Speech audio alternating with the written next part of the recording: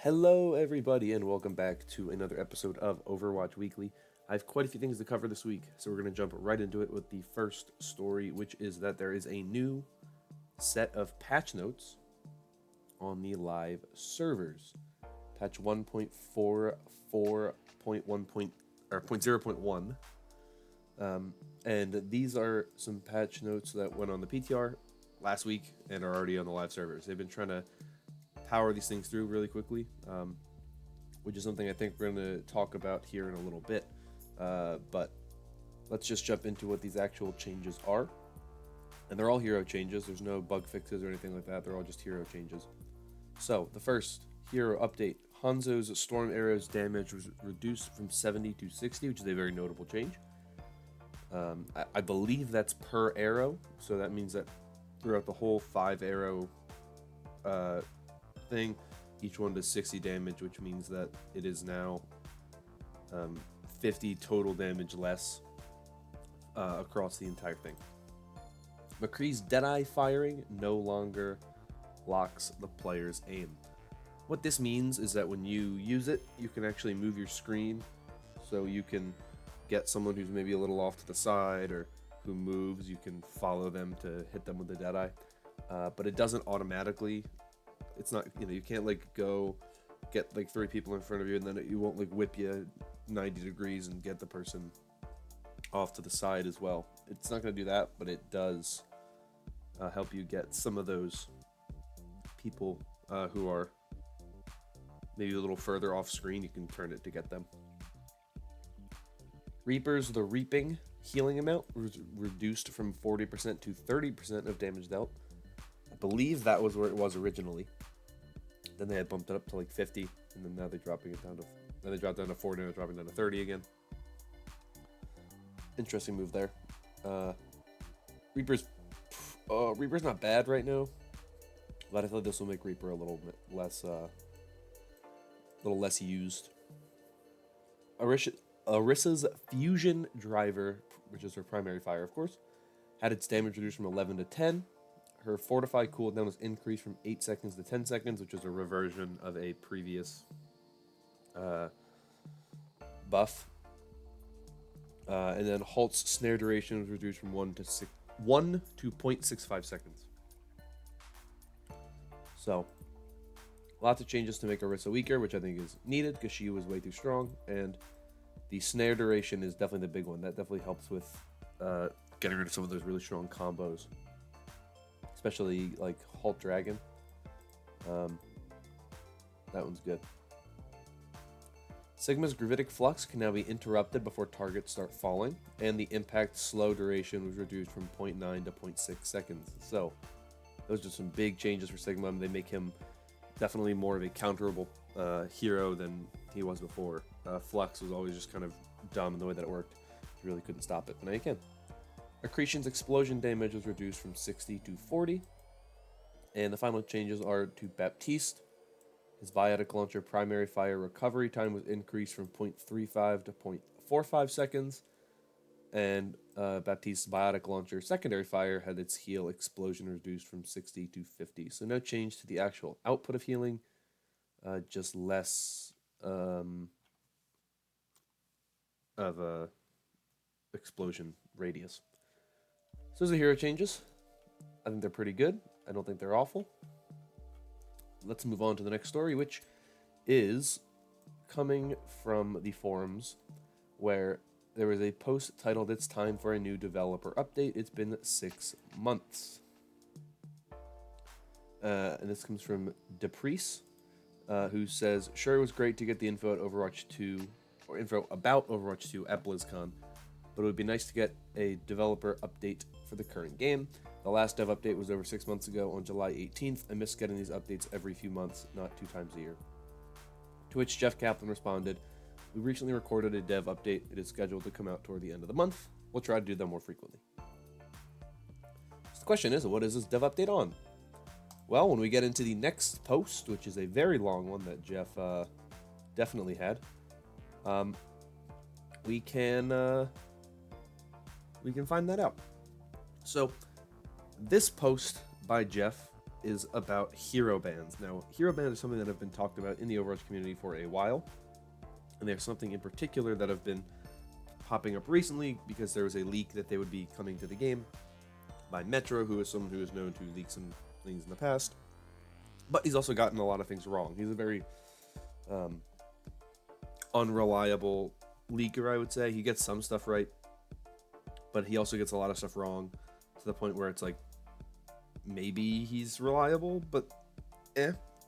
So there's been a lot of talk about hero bans coming to the game, and Jeff did everything he could to really talk about it and give his piece on it. And this is where his long post comes in. So I'm going to read through this whole thing, and I'll maybe stop every so often just to kind of talk about it, but it's pretty long.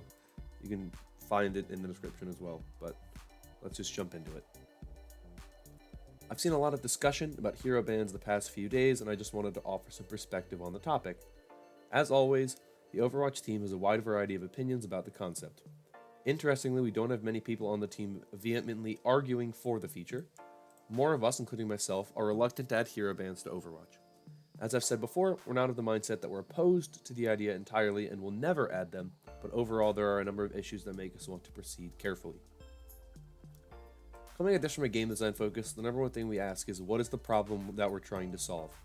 We're not fans of just adding ideas that are in other games just because.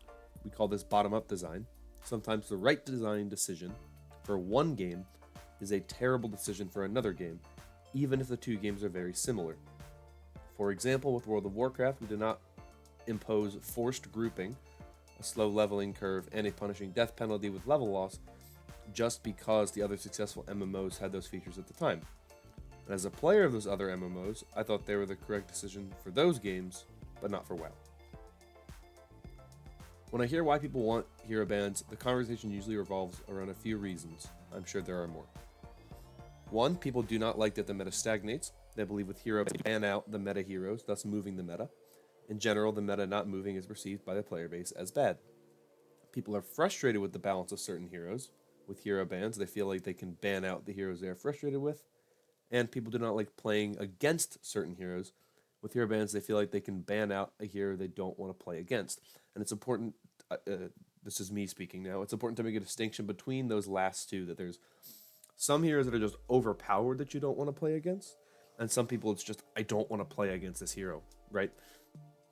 It's the difference between saying, like, I want to ban Orisa because she's really strong in the current meta and she needs to be weaker, versus I want to play Genji and therefore I don't want to have to deal with a Brigitte, so I want to ban Brigitte. That's the difference between those two. Moving on. As a team, we agree with and understand that players want the meta to be more fluid and move more frequently. Even though the vast majority of players only experience the meta through OWL, feedback from GMs, streamers, and YouTubers, we get that the perception of a stale meta is not good for the game. We absolutely have plans to help move the meta more, and we'll be talking about these in an upcoming developer update. We get it, we agree, make the meta move faster. Okay. So we now know, at least to some degree, what the topic of the dev update is, which is fantastic. We're going to keep talking about that, though, as this post goes on. He continues saying, but just implementing hero bans does not mean the meta will move. Studying other games, the end result is usually a ban meta. The downside of a ban meta is that players are often at odds with each other when someone on their team bans an off-ban meta hero. The same frustrations the players experience with the meta exist in a ban meta. Hero bans are not a silver bullet solution to making the meta move. If the problem you're trying to solve is that the meta needs to change more, hero bans might actually make the problem worse, not better. We do have a solution in mind, an actual system that we'll talk about in next week's dev update, which is of course not this week, but it is not hero bans. In regards to players wanting to ban for balance reasons, the way we plan to address this is with more frequent balance updates. The upcoming dev update will go in depth into the plan and shed light on how we're going to accomplish this. So we agree that there are balance issues. We agree balancing needs to happen more frequently. We disagree that hero bans are a good solution to balance problems. To us, removing a hero from play because of balance reasons feels like a sledgehammer. The other reason I listed was the people do not like playing against certain heroes. To this, I'm going to give an answer that is not going to be very popular. Basically, it's a PvP game. You don't get to pick what the enemy team does. The challenge is overcoming the enemy team with teamwork, ingenuity, and skill. It feels really off to me that the other team dictates how or what I play. So if your reason is that you don't want to play against certain heroes, I think we'll agree to disagree on this point. We've changed our minds in the past, but that's where we're at for now. I hear a lot of people attack hero bans because they only want to play one hero or one trick. To this, I think our stance is pretty clear. Overwatch is a game about mastering many heroes. We don't expect you to master them all, but you should play a few of the characters. Now, we don't explicitly prevent you from only playing one hero, but we also don't encourage it. We think the game is more fun for everyone involved if you play at least a handful of the heroes. That's how the game is designed. So defending one tricking does not factor in for us when it comes to our opinion on hero bans. We want the meta to move more, and one tricking contributes to meta issues. Again, we're not against one tricking, but we're not going to overly enable or encourage it. That's our stance. There are a few other reasons we're reluctant to pursue hero bans this time as well. We've been really pushing for faster match times. There's a lot going on under the hood on this one. Our philosophy is the game is better if you have quicker matches. The sting of defeat is much less if the match took less time. We're constantly talking about ways to speed up rounds of Overwatch to allow you to play more. Introducing a ban phase to the start of every Overwatch round would add significant time. Your overall time spent on an average night of Overwatch actually shooting stuff would be less. This concerns us a lot. There's also a huge development cost to adding the feature as well. The time commitment would be significant. This last reason is not the one that's driving our decision making. If we thought it was right for the game, like with roll queue, we would absolutely make the investment. I'm looking forward to sharing next week's development update with you all. I think it will clarify things a bit. But in the meantime, I wanted to tell you where we're at with hero bans specifically, since so much misinformation is being spread right now. I hope those of you in favor of the system don't get too doomsday over this news without having the full picture. Information will be available next week on the plan to balance faster and keep the meta moving. We agree on the problems. That's the important thing. I really love this post from Jeff. I think Jeff really covered the big things that needed to be talked about, which was that the meta needs to be balanced more. Hero changes need to come more frequently. And I think ultimately that's what the game needs to stay fresh and to keep it from getting too repetitive and to make the game feel fun. So I'm excited for this dev update that I'm going to assume we're going to get probably tomorrow. But I don't know. We'll have to see when that actually comes around. But I would guess that it'll be tomorrow, maybe Friday, but I think tomorrow is more likely. Let's move on to some Overwatch League news. The big Overwatch League news that is coming out from this past week. Something that I'm sure you have seen a ton of information about because it has been talked about all over the internet now. The Overwatch League is leaving Twitch and is headed to YouTube Gaming. As they say here, the Overwatch League is teaming up with YouTube for a multi-year deal to provide world-class live streaming for our fans. Starting with the 2020 season opening weekend with home matches in New York City and Dallas, YouTube will be the league's exclusive streaming partner, home to all live and on-demand Overwatch League matches.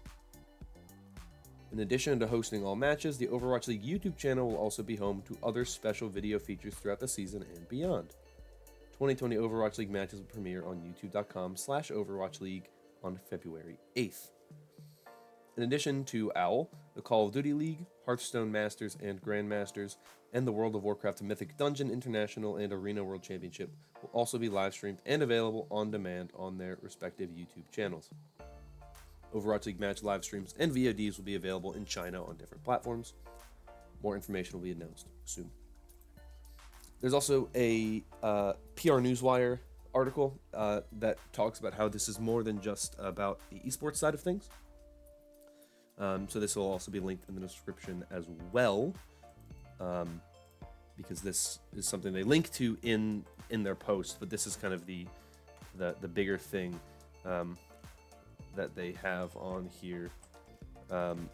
And one of the biggest things to note from this is that with this announcement, Google Cloud will serve as the preferred provider for Activision Blizzard's game hosting infrastructure, and YouTube as its exclusive streaming partner worldwide, excluding China, for live broadcasts of its popular esports leagues and events. And then there's some quotes from some people in here and stuff you can read here, which I think is interesting. But essentially, right, Overwatch League was on Twitch, and the games themselves were run through Amazon Web Services. Now we're looking as they move over to YouTube Gaming, and all of their platforms are moving on to Google's cloud services instead of Amazon's. This is a much bigger move than I think what people are realizing. This isn't just about moving from Twitch to YouTube Gaming. This is about moving their entire infrastructure from Amazon to Google. It's a huge change. They're doing a ton of things to change what they're doing. They're entirely redoing the system that they've had in place since I don't even know how long. I don't know when Amazon's cloud services started being used, but this is a huge move that involves a lot more than just a simple move from Twitch and a move that we don't have Twitch chat anymore or Twitch clips. And a lot of people are speaking doom and gloom about it. A lot of people are not happy about this. I think overall, YouTube Gaming is a far better streaming experience when it just comes to the pure stream itself. The quality of the stream, the usefulness of the stream. You know, with YouTube Gaming, you can go back, right? You can see something just happened and say, hold on, I want to watch that again, and go back and watch it again. You can speed it up if you're behind. You can do a lot of different things to like help you catch up and whatnot. And just the bitrate is a lot better, and the VOD system is a lot better on YouTube. The big thing you lose currently with the move from Twitch to YouTube Gaming is two things: no Twitch chat and no Twitch clips. Those are the two things you lose mainly. Now, I think the loss of Twitch clips is the bigger of the things here. I don't care about Twitch chat. I think Twitch chat is a horrible place for the most part. I don't really go to Twitch chat. It's bad. The loss of Twitch clips is bad though, because that is something that was very good for, you know, having those nice clips and being able to share them, and that was the way to kind of connect to the non-Overwatch League audience, was with these Twitch clips, because they're much easier to spread around and share than anything else. And the other thing, of course, that they're losing is the token system, the drops that you would get, where you would get Overwatch League tokens. We know now, of course, is that they're trying to find a way to implement those into the actual YouTube experience as well. But this is a change that I actually really like. And there's an interesting tweet from Adam Stern, who is a esports reporter for Sports Business Journal. And he said that the new deal with YouTube for Overwatch League and COD League media rights has resulted in a, quote, much better financial situation for Overwatch League teams than the prior Twitch deal, per source, but the exact terms are not yet clear.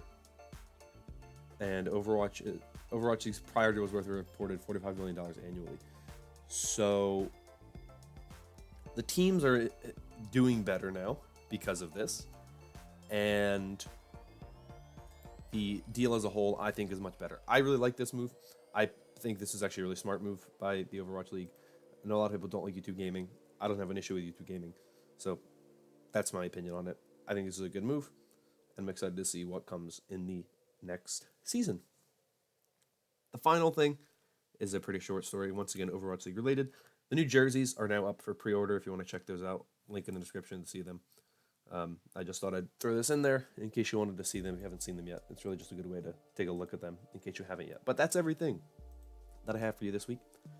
Let me know in your comments down below your thoughts on anything, your thoughts on the hero band situation, your thoughts on the move to YouTube Gaming. I'd love to hear more about it. Might talk about some of these things more in their own video at some point, maybe this weekend or something if there's interest for it. But that's all I have. So thank you so much for watching. If you enjoyed, consider liking and subscribing. I'm going to get out of here. So have a wonderful day, and I'll see you all next time. Bye bye.